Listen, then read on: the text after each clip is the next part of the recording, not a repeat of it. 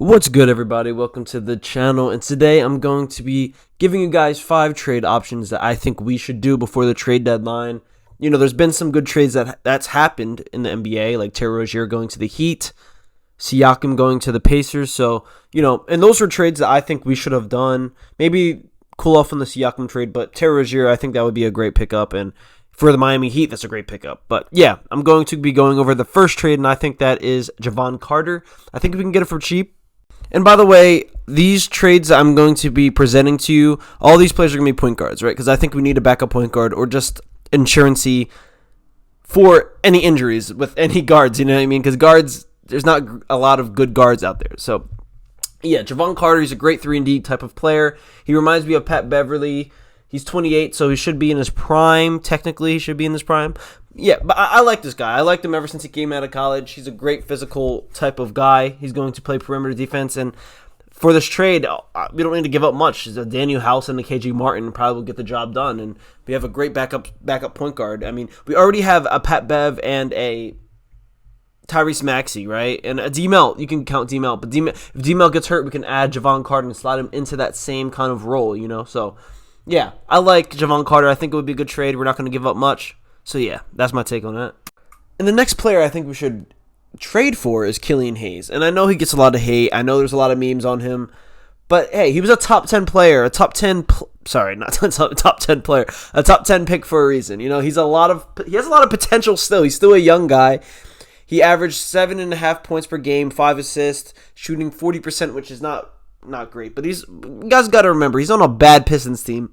He's shooting 28% from 3, which is bad. If he can get that 3-point to anywhere in the 30s, he's going to be so much of a better player. But I think we should just get him, you know, for insurance. Just any backup point guard. And he's a young backup point guard that we can, I don't like the word groom because it has some weird, but we can groom him into a nice pass-first point guard, right? A nice pass-first guy who can get everyone involved. Kind of a smaller Ben Simmons, which is not great, but he shoots it, right?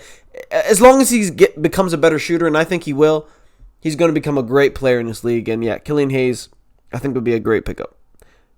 And honestly, to get him, it would be cheap. We're just giving away Furkan and KG Martin. So yeah, I'll do that in a heartbeat. We get rid of 2 guys who we don't really need, and then, you know, throw in a Killian Hayes there that gets some minutes off the bench. I feel like it would work well, guys. The next player I think would fit amazingly is Tyus Jones. Tyus Jones is one of the best guards. In my opinion, I love him as a backup guard. I think he'd be great for the Sixers. And here's another thing, right?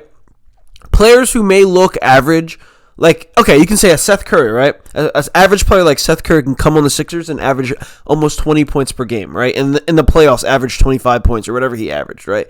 An average player can do that. JJ Redick had his best seasons with Joel Embiid in the Sixers. So I think if you get a Tyus Jones out here, man, I think his assist rating, his assists will go up, skyrocket. I think he would probably average 8 assists a game, 9 assists a game.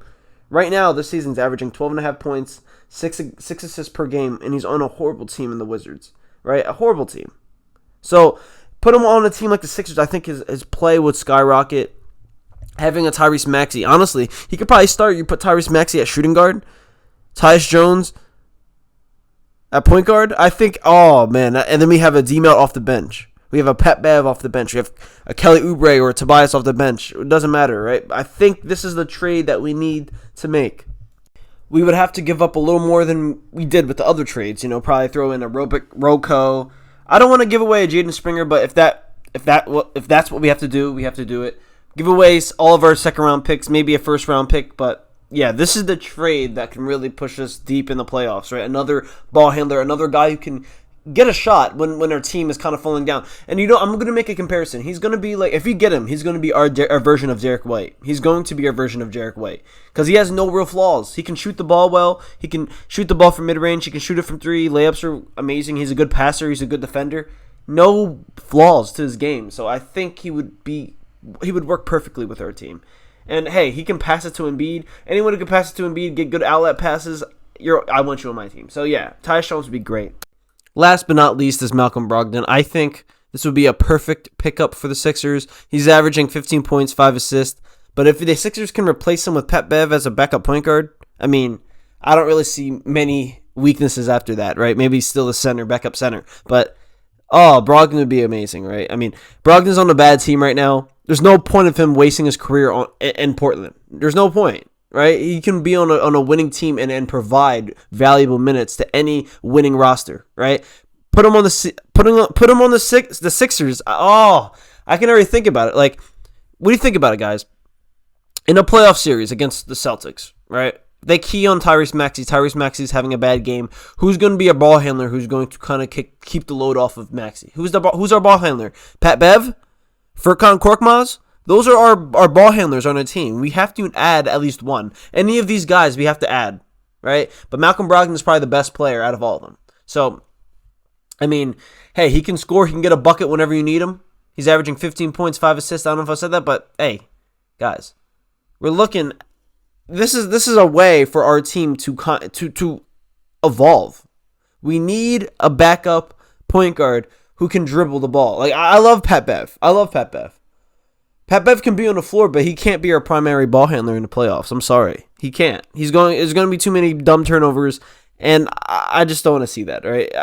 I love Pat Bev. Pat Bev can still get some minutes. He can still get minutes. Right? You can put Malcolm Brogdon and Pat Bev on the floor at the same time. You can do that. So, I think this is the best trade out of all. It's saying that we can give away a Marcus Morris, a Furkan, a first-round pick. So, I mean, that's not bad of a trade. I'll do that in a heartbeat. You get Malcolm Brogdon for those two players and a pick. I mean, hey, let's do that, bro. I love Marcus Morris. I know he got the keys to the city, but we need to win a ring, bro. And Malcolm Brogdon is going to help us win that ring. That's all I got to say, guys.